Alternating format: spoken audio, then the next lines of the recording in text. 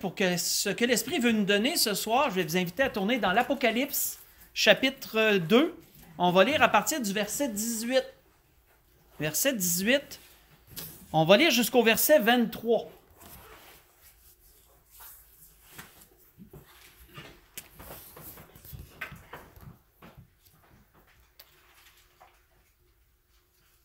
On voit qu'il est dit, à partir du verset 18 de l'Apocalypse, chapitre 2, « Écrit à l'ange de l'église de Thyatire. Voici ce que dit le Fils de Dieu, celui qui a les yeux comme une flamme de feu et dont les pieds sont semblables à de l'airain ardent. Je connais tes œuvres, ton amour, ta foi, ton fidèle service, ta constance, tes dernières œuvres plus nombreuses que les premières.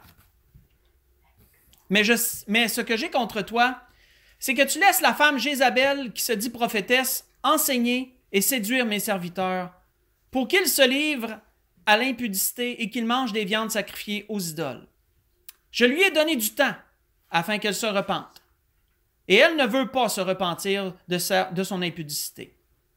Voici, je vais la jeter sur un lit et envoyer une grande tribulation à ceux qui commettent adultère avec elle, à moins qu'ils ne se repentent de leurs œuvres. Je frapperai de mort ses enfants, et toutes les églises connaîtront que je suis celui qui sonde les reins et les cœurs, et je rendrai à chacun de vous selon ses œuvres. » On va arrêter là. Savons-nous, frères et sœurs, ce qui fait une relation solide avec Dieu? Ce qui fait une relation solide avec Dieu, bien sûr, c'est premièrement Jésus-Christ. Bien sûr, parce qu'il est le chemin, la vérité et la vie. C'est lui qui nous permet d'avoir cette relation avec Dieu. Mais ensuite, ce qui fait une relation solide avec Dieu, c'est de savoir le connaître. De connaître Dieu. De savoir comment il agit. Quand on connaît celui qu'on sert et qu'on sait comment il va agir dans telle et telle circonstance, on entre dans une plus grande intimité avec lui. On devient plus confiant parce qu'on le connaît. On sait comment il agit, on sait comment il est.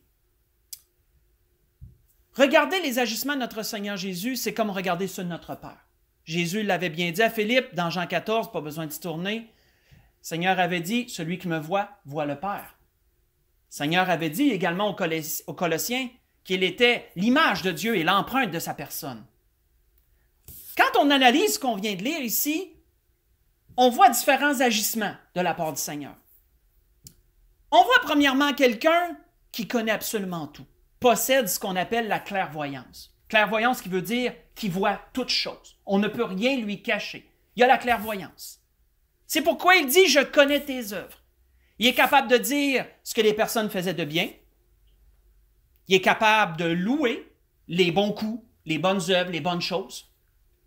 Mais il est également capable de réprimander. Il est également capable de pointer ce qui lui déplaît. Parce que voir toutes choses veut dire que tu vois autant le bien qu'une personne fait que voir les choses qu'elle ne fait pas bien. Et notre Seigneur, en cela est clairvoyant, il voit tout. On voit qu'il nous est parlé par la suite d'une personne qui fait pécher l'Église, ici, dans ce qu'on vient de lire. Et il nous est parlé que Dieu a laissé du temps à cette personne-là pour se repentir de ce qu'elle faisait. Il nous est mentionné par la suite que parce qu'elle n'a pas voulu se repentir, le Seigneur a dû sévir et envoie un châtiment sur cette personne. L'Esprit veut ressortir, frères et sœurs, un trait de caractère de Dieu dans ce qu'on va lire, dans ce qu'on vient de lire, et nous le faire explorer. C'est le temps que le Seigneur laisse. À partir du temps que le Seigneur voit quelque chose qui lui déplaît, qu'est-ce qu'il fait, le Seigneur? Il parle. Il va parler, il va exhorter, il va revenir à la charge à plusieurs reprises, et il va inviter la personne à se rendre compte de ce qu'elle fait à ses yeux de pas correct. Et qu'est-ce que Dieu fait par la suite? C'est merveilleux, c'est que Dieu lui laisse du temps. Dieu lui laisse le temps de s'analyser. Dieu lui laisse le temps de digérer ce qu'il vient de lui donner. Et il est patient. Et on voit qu'à la fin du temps que Dieu impartit, ou lui seul décide quand ça se termine, si la personne n'a pas su bien profiter du temps que Dieu lui a donné, vient un châtiment à la fin. On voit que l'apôtre Paul décrivait ceci aux Romains à propos de Dieu. Il a dit Considère donc la bonté et la sévérité de Dieu, disait-il aux Romains. Sévérité envers ceux qui sont tombés et bonté de Dieu envers toi si tu demeures ferme dans cette bonté. Il dit autrement, tu seras aussi retranché. Ce que je viens de vous lire, c'est dans Romains 11, verset 22. Ce que nous venons de lire ici dans l'Apocalypse, frère, ça résume bien ce que Paul disait. Bonté et sévérité de Dieu dans un même endroit, dans un même chapitre, je vous dirais. Et ce que l'Esprit veut nous faire ressortir ce soir et nous faire explorer, c'est ce temps que Dieu laisse lorsqu'il avertit quelqu'un. Tournons dans la Genèse. On va explorer ce trait de caractère de Dieu à travers sa parole. Dans la Genèse chapitre 6, premièrement. Dans la Genèse chapitre 6. Parce que comme Dieu est toujours le même hier, aujourd'hui, éternellement, Dieu a commencé cette façon-là. Il est comme ça, notre Dieu. C'est dans sa façon d'agir. Et l'Esprit veut nous la faire connaître ce soir, veut nous la faire approfondir, cette façon d'agir qu'il a dans cette situation précise.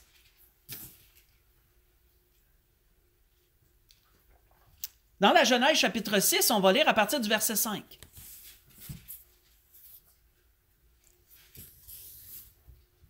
On voit qu'il nous est dit, il dit l'Éternel vit que la méchanceté des hommes était grande sur la terre. On sait qu'on est au début de l'ère humaine. Oui, il y a quelques milliers d'années, il y a quelques centaines d'années qui se sont passées depuis Adam et Ève, mais on est quand même au début de l'ère humaine. Et l'Éternel vit que la méchanceté des hommes était grande sur la terre et que toutes les pensées de leur cœur se portaient chaque jour uniquement vers le mal. L'Éternel se repentit d'avoir fait l'homme sur la terre, et il fut affligé en son cœur. L'Éternel dit, « J'exterminerai de la face de la terre l'homme que j'ai créé, depuis l'homme jusqu'au bétail, aux reptiles et aux oiseaux du ciel, car je me repens de les avoir faits. » Mais, nous est-il dit plus loin, au verset 8, « Mais Noé trouva grâce aux yeux de Dieu, de l'Éternel. Voici la postérité de Noé. Noé était un homme juste et intègre dans son temps. Noé marchait avec Dieu. Noé engendra 3 fils, Sem, Cham et Japheth. La terre était corrompue devant Dieu, la terre était pleine de violence. Et Dieu regarda la terre, et voici, elle était corrompue, car toute chair avait corrompu sa voie sur la terre. Alors Dieu dit à Noé, « La fin de toute chair est arrêtée par devant moi. Car ils ont rempli la terre de violence, voici, je vais les détruire avec la terre. » Arrêtons là. Nous voyons, frères et sœurs, nous connaissons la suite, nous voyons que par la suite, Dieu commande à Noé de construire un arche. Un arche que nous évaluons sa construction environ 100 ans. Environ, parce que ce n'est pas écrit clairement le nombre d'années que ça a pris, mais par les dates, on peut évaluer une 100aine d'années pour construire ce grand bâtiment qui était l'arche. Ce qu'on doit comprendre, frères et sœurs, c'est qu'à partir du temps que Dieu a dit cela à Noé, le compte à rebours y était lancé, et le temps que l'humanité aurait avant sa destruction était le temps de la construction de cette arche. C'était le laps de temps qui lui restait, le temps que Dieu lui donnait pour se repentir. On voit que, faites juste écouter, notre Seigneur l'avait bien décrit à ses apôtres lorsqu'il avait fait référence à ce temps-là. Le Seigneur avait dit, pour ce qui est du jour et de l'heure, personne ne le sait. Ni les anges des cieux, ni le Fils de l'homme, mais le Père seul. Et ce qui arriva du temps de Noé arrivera de même à l'avènement du Fils de l'homme. Car dans les jours qui précédèrent le déluge, les hommes mangeaient, buvaient, se mariaient leurs enfants, jusqu'au jour où Noé entra dans l'arche. Ils ne se doutèrent de rien, jusqu'à ce que le déluge vienne et les emporte tous. Il sera de même à l'avènement du Fils de l'homme. Ce que je vous ai lu, c'est dans Matthieu chapitre 24, j'ai lu du verset 36 au verset 39. Nous voyons, frères et sœurs, que les gens du temps de Noé, devant l'absurdité, parce que c'était absurde si on regarde ça d'un point de vue humain, que quelqu'un construise un aussi gros bâtiment supposément flottant sur l'eau, sur une terre sec, où il n'y avait pas de rivière, il n'y avait pas de lac, il n'y avait rien en dessous pour pouvoir le faire naviguer. C'était de la terre. Et cette personne, avec sa famille, construisait ce bâtiment géant. Nous voyons que tous ceux qui étaient alentour ont pu voir l'absurdité de la chose Et ils ont eu tout le temps de cette construction, planche par planche, poutre par poutre, pour se poser des questions. Et se dire, qu'est-ce qui l'anime à ce point-là à faire ça? Je vais y poser des questions, moi m'interroger. Non. Qu'est-ce que le Seigneur disait? Insouciance. Indifférence. C'est ce qui régnait au temps de Noé. Les gens mangeaient et buvaient, s'occupaient de choses futiles du corps, se mariaient leurs enfants. Et qu'est-ce que le Seigneur dit? Le déluge les a emportés et ils se sont rendus compte de rien jusqu'à ce que ça tombe sur eux, jusqu'à ce que ça l'arrive. Mais comprenons, frères et sœurs, comment Dieu est juste bonté et sévérité. Dieu annonce un châtiment, mais Dieu laisse du temps. Du temps. Et lorsque le temps est terminé, châtiment survient.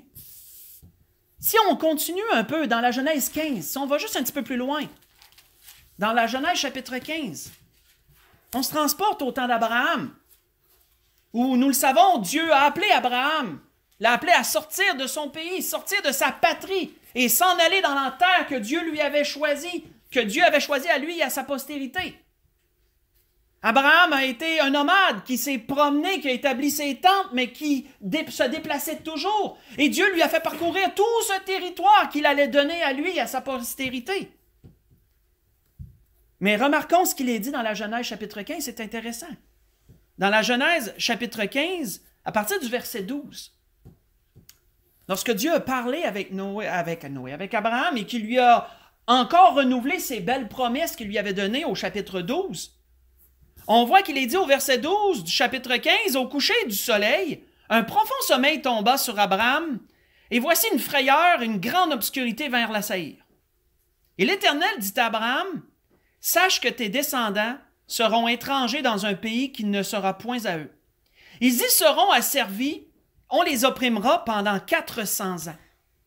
Mais je jugerai la nation à laquelle ils seront asservis, et ils sortiront ensuite avec de grandes richesses. » Nous savons que le Seigneur, juste une parenthèse que je voudrais ouvrir et refermer, nous savons que le Seigneur leur parlait ici du peuple juif, il leur parlait plus précisément de leur captivité en Égypte et de leur sortie miraculeuse de l'Égypte après les 10 plaies. C'est ce que le Seigneur résumait à Abraham ici. Certainement des choses qui pour lui, il ne pouvait pas capter à ce temps-là, c'était beaucoup avant que ça arrive ça. Mais qu'est-ce qu'il dit par la suite? Il dit, « Toi, tu iras en paix vers tes pères, tu seras enterré après une heureuse vieillesse, à la 4e génération, ils reviendront ici, et notez le verset suivant, « Car l'iniquité des Amoréens n'est pas encore à son comble. » On va arrêter là. Ça voulait dire quoi, ça? Ça voulait dire que présentement, où Abraham était, le peuple qui habitait là, les Amoréens, avait du temps. Dieu avait annoncé quelque chose à l'homme qu'il avait choisi, Abraham. Il lui avait dit que plus tard, après la sortie d'Égypte, ses descendants reviendraient. Mais jusqu'à ce temps-là, avons-nous d'idée du nombre d'années qui a pu s'écouler entre le temps que Dieu dit ça à Abraham et le temps que le peuple sorte de l'Égypte et revienne pour conquérir la terre promise? On parle de plusieurs centaines d'années, frères et sœurs.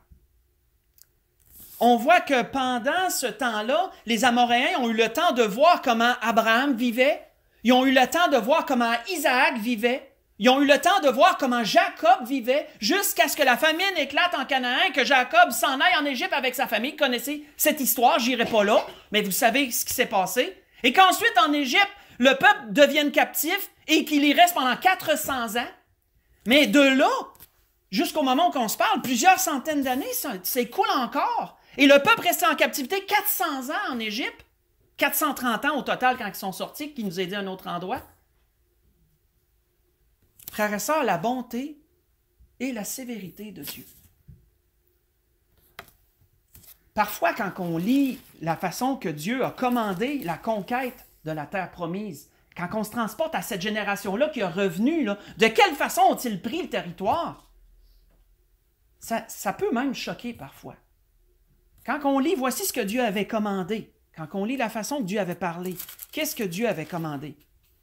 Dieu leur avait dit, « Mais dans les villes de ces peuples dont l'Éternel ton Dieu te donne le pays pour héritage, il dit, tu ne laisseras la vie à rien de ce qui respire. » car tu dévoueras ces peuples par interdit. Les Étiens, les Amoréens, les Cananéens, les Phérésiens, les Héviens, les Jébusiens, comme l'Éternel ton Dieu te l'a ordonné, afin qu'ils ne vous apprennent pas à imiter toutes leurs abominations qu'ils font pour leur Dieu, et que vous ne péchiez point contre l'Éternel votre Dieu. Je vous ai lu ça dans Deutéronome chapitre 20, j'ai lu du verset 17 au verset 19. Quand Dieu a commandé ça à la nouvelle génération, c'était sévère, c'était vraiment dur. On peut dire que Dieu est vraiment sévère. Mais avons-nous pensé à la bonté de Dieu? À toutes ces centaines d'années où Dieu les a laissés continuer. Ils ont pu voir les générations, ils ont pu voir Abraham, Isaac et Jacob au milieu d'eux, prospérer, grandir, parler de l'Éternel. Ils ont eu la chance de le connaître. Mais le temps que le Dieu leur avait donné, ne l'ont pas pris à bon escient. Et lorsque Dieu a décidé que le temps était terminé, mais le châtiment est survenu à travers son peuple. Si on continue, tournons dans Jérémie 25. Continuons. Dans le livre de Jérémie, chapitre 25 cette fois-ci. On se transporte encore dans le temps. On se transporte dans la période des rois, au temps des rois, où on voit que le peuple d'Israël avait été divisé en deux sous le règne de Roboam, fils de Salomon. 10 tribus d'un côté, commençant par Jéroboam, 2 tribus de l'autre, Juda et Benjamin, avec les fils de David comme successeurs, pour qu'il reste toujours une lignée à David, comme Dieu l'avait promis.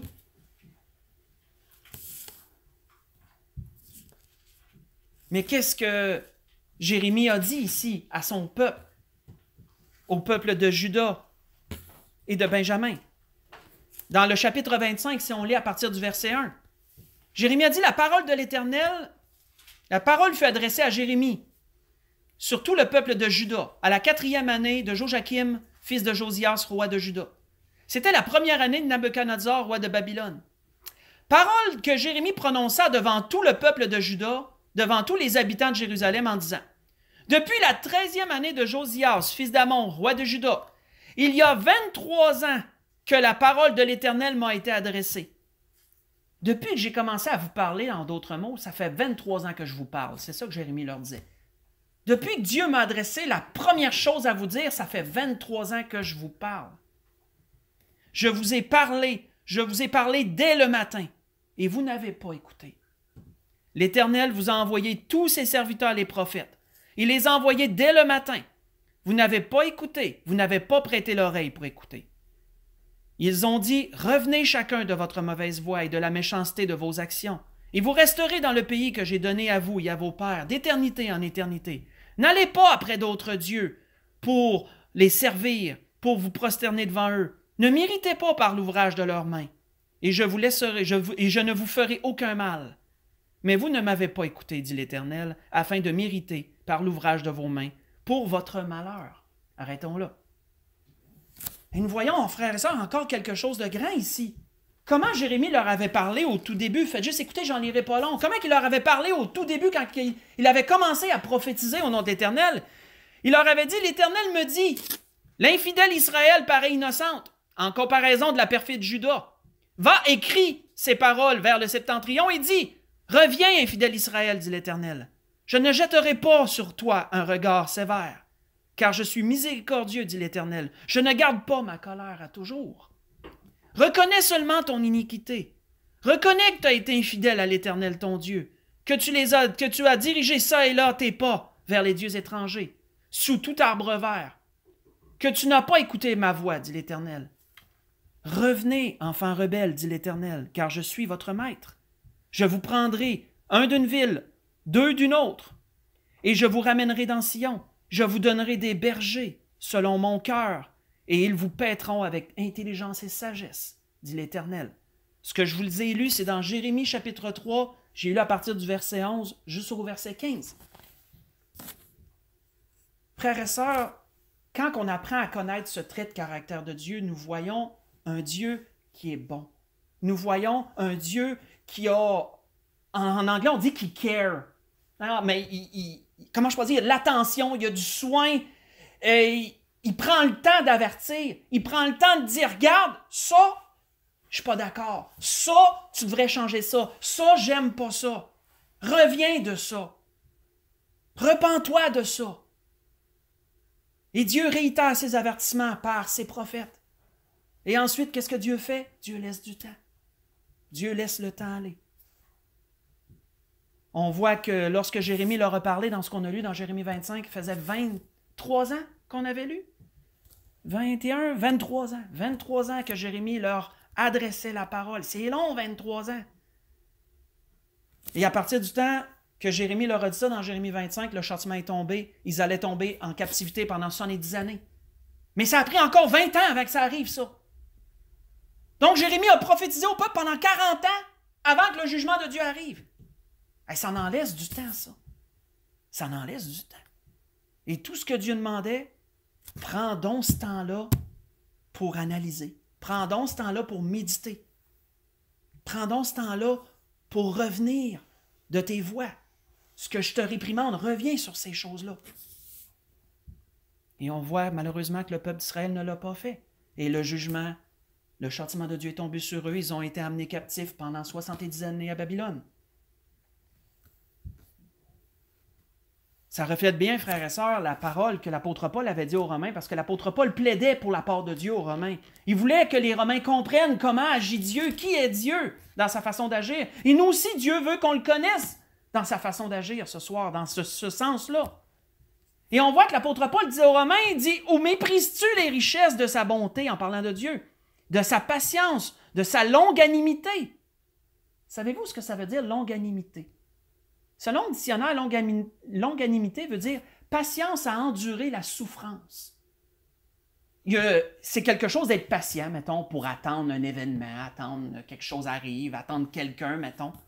Mais quand tu as de la longanimité, c'est que tu souffres pendant que tu es patient. Pendant que tu attends, tu souffres, peut-être que quelqu'un te persécute, mettons. Puis que toi, tu le pardonnes, tu laisses les choses aller, on pourrait dire que tu es rempli de longanimité. On pourrait dire ça comme ça. Frères et sœurs, pour que Dieu soit capable de nous laisser du temps, et Dieu peut laisser beaucoup de temps, Dieu est rempli de longanimité envers chacun de nous. Il a été rempli de longanimité envers l'humanité, envers son peuple d'Israël, envers ses enfants, envers ses églises. Dieu est bon. Mais Dieu est juste aussi. C'est pourquoi il nous est dit de considérer ces deux choses, la bonté et la sévérité de Dieu, en un tout. L'apôtre Paul disait aux Romains, « Ô méprises-tu les richesses de sa bonté, de sa patience, de sa longanimité, ne reconnaissant pas que la bonté de Dieu te pousse à la repentance. » Pourquoi Dieu laisse du temps comme ça à toutes les fois? Pour qu'une personne s'analyse, considère ses voies. Une personne ou un groupe de personnes, parce qu'on a vu que ça avait rapport à l'humanité, ça avait rapport au peuple d'Israël en entier.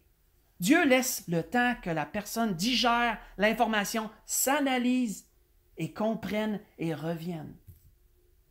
C'est la bonté de Dieu, elle est là pour ça. Dieu la laisse, ça déploie pour ça. Mais l'apôtre Paul continue en disant, « Mais par ton endurcissement, par ton cœur impénitent, tu t'amasses un trésor de colère pour le jour de la colère et de la manifestation du juste jugement de Dieu, qui rendra à chacun selon ses œuvres. » Est-il dit dans Romains chapitre 2, j'ai lu versets 4 et verset 5, ce que je vous ai lu.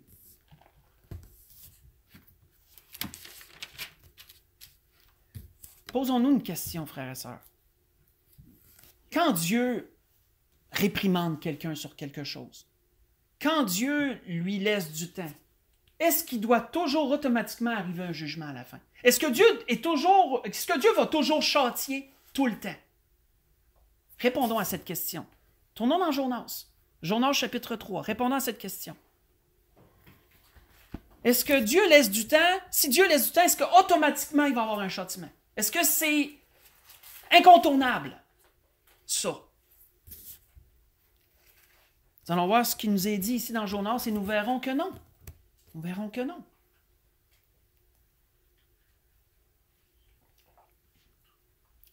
Dans Jonas chapitre 3, on va lire verset 1 au verset 3, verset 4 pour commencer.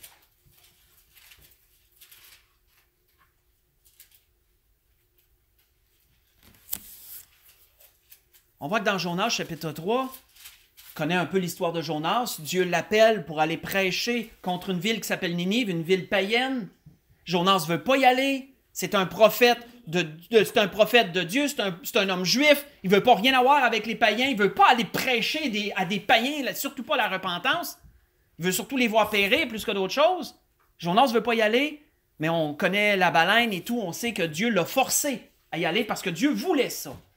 Et on voit qu'il nous est dit à partir du verset 1 du chapitre 3, la parole de l'Éternel fut adressée à Jonas une seconde fois en ces mots. Il dit, lève-toi, va à Ninive, la grande ville, proclame-y la publication que je t'ordonne. Et Jonas se leva et alla à Ninive selon la parole de l'Éternel. Or, Ninive était une très grande ville, de 3 jours de marche. Jonas fit d'abord dans la ville une journée de marche et il criait, encore 40 jours et Ninive est détruite. Arrêtons là. Avons-nous remarqué ce qu'on vient de lire? Est-ce que Jonas se dit, demain, l'Éternel détruit la ville? Non, encore 40 jours. Dieu laisse du temps. C'est toujours sa façon d'agir. On a vu jusqu'à présent, Dieu agit toujours pareil. Il avertit, il laisse du temps. Et qu'est-ce qu'on fait avec le temps que Dieu donne? On voit que les Ninivites l'ont tiré à profit ce temps-là. Parce qu'ils ont été vivement touchés par la prédication de Jonas. Et on sait qu'ils se sont repentis grandement, ils se sont humiliés sur la cendre et tout. Et ils se sont tellement humiliés que qu'est-ce qu'il nous est dit au verset 10 du même chapitre? Il nous est dit, Dieu vit qu'ils agissaient ainsi et qu'ils revenaient de leur mauvaise voie. Alors Dieu se repentit du mal qu'ils avaient résolu de leur faire et il ne le fit pas. C'est merveilleux ça. C'est pas parce que Dieu avertit puis qu'il laisse du temps qu'automatiquement Dieu va châtier. Si une personne tire profit du temps que Dieu lui donne et qu'elle se repent de ce que Dieu lui reproche, le mal, le châtiment que Dieu avait résolu, ne le fera pas. Dieu va exempter ces choses. Parce que la personne ou le groupe, peu importe, s'est repenti. Donc, ce n'est pas un automatisme. Dans le temps que Dieu nous donne, on a toujours le moyen de pouvoir se repentir et de revirer de bord et Dieu va nous faire éviter ce qu'il avait prévu. On voit que lorsque le Seigneur est venu ici-bas, qui est venu apporter la parole à son peuple, c'est ce que le Seigneur aurait tellement souhaité pour son peuple. Hein? Faites juste écouter, je vais vous lire ce que le Seigneur a dit lorsqu'il a été à Jérusalem, lorsqu'il était rendu à la ville pour cette dernière semaine avant sa crucifixion. Le Seigneur a contemplé la ville et il a dit, Jérusalem, Jérusalem, qui tue les prophètes, qui lapide ceux qui te sont envoyés. Combien de fois ai-je voulu te rassembler tes enfants comme une poule rassemble ses poussins sous ses ailes, et vous ne l'avez pas voulu. Et juste dans ce qu'on vient de lire, frères et sœurs, on peut voir la patience de Dieu, on peut voir le temps que Dieu leur a laissé. Il leur a laissé très longtemps. Il dit, j'aurais tellement voulu te rassembler, j'aurais tellement voulu te ramener à moi. Mais il dit, je t'ai laissé du temps, mais il dit, tu ne l'as pas voulu. Et Jésus disait par la suite, il dit, voici, votre maison sera laissée déserte, car je vous le dis, vous ne me verrez plus désormais, jusqu'à ce que vous disiez, béni soit celui qui vient au nom du Seigneur. On voit que c'est écrit dans Matthieu chapitre 23, verset 37 au verset 39. Et c'est très prophétique parce qu'ils attendent encore. Ce que le Seigneur a dit à la fin, là, c'est encore aujourd'hui actif, cela. C'est encore effectif aujourd'hui. Lorsqu'il va arriver la grande tribulation, et lorsqu'ils vont être persécutés à l'extrême, et lorsqu'ils vont crier vers l'Éternel, puis qu'ils vont dire « Béni soit celui qui vient au nom du Seigneur », c'est là que le Seigneur va revenir les délivrer. Donc c'est encore prophétique, ça. C'est encore d'actualité, ça, aujourd'hui. Ça allait loin, les paroles que le Seigneur donnait dans ce temps, mais ça allait très loin. Et vous savez, frères et sœurs, et on le sait, avant de conclure, tournons dans 2 Pierre chapitre 3, parce que c'est aussi ce que Dieu veut pour l'humanité de nos jours, de notre époque.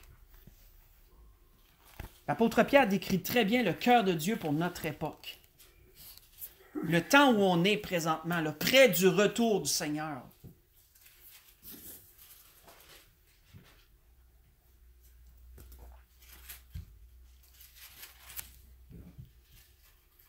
Dans 2 Pierre, chapitre 3, à partir du verset 5,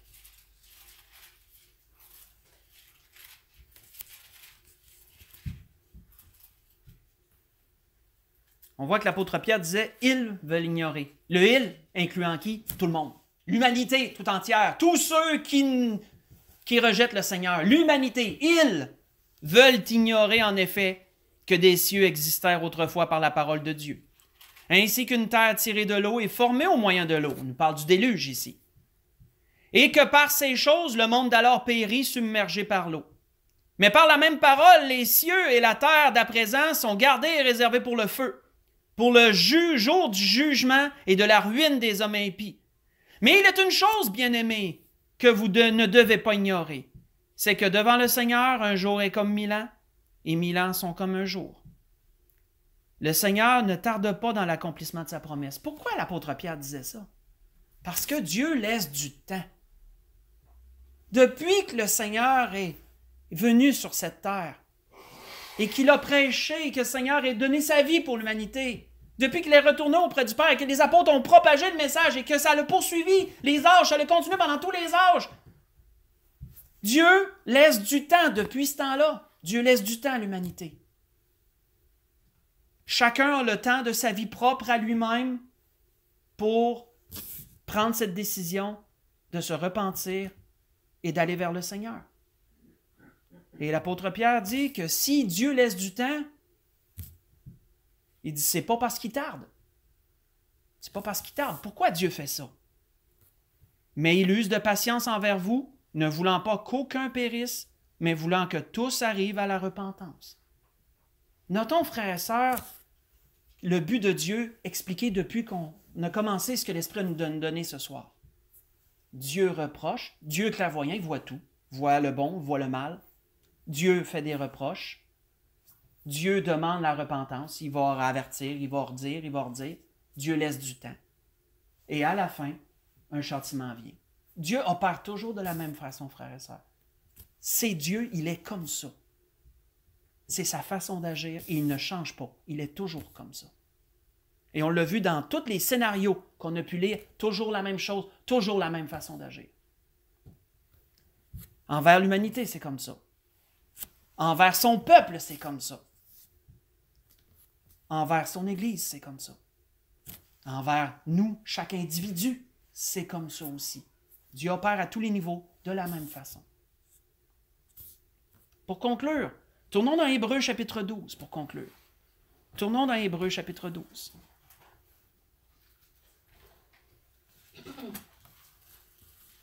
Hébreux chapitre 12, on va lire à partir du verset 5.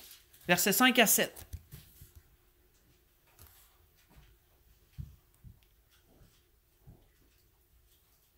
On voit que l'auteur d'Hébreux disait « Et vous avez oublié l'exhortation qui vous est adressée comme à des fils. Mon fils, ne méprise pas le châtiment du Seigneur. Ne perds pas courage lorsqu'il te reprend.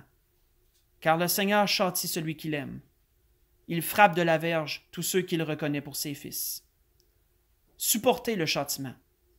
C'est comme à des fils que Dieu vous traite. Car quel est le fils qu'un père ne châtie pas? » Si on saute au verset 11, il est dit qu'il est vrai que tout châtiment semble d'abord un sujet de tristesse et non de joie. Mais il produit pour plus tard, pour ceux qui sont ainsi exercés, un fruit paisible de justice. La grâce que je nous souhaite à tous, frères et sœurs, à travers de ce que l'Esprit a voulu nous donner ce soir, analysons nos voix, frères et sœurs. Analysons nos voix en tant que personnes. Analysons nos voix en tant qu'Église. Remarquons ce que Dieu dit, comment qu'il nous parle. Si on reconnaît, frères et sœurs, si on voit, on décèle que quelque chose va contre sa volonté présentement, comprenons que Dieu laisse du temps. Prenons ce temps à profit. Réorientons-nous. Repentons-nous. Redressons les choses comme Dieu les veut. Et si Dieu fait cela, et si nous faisons cela, si Dieu avait résolu quelque châtiment, Dieu va en exempter. Mais si nous ne faisons pas cela, sachons qu'il va arriver des choses. Le châtiment sera là.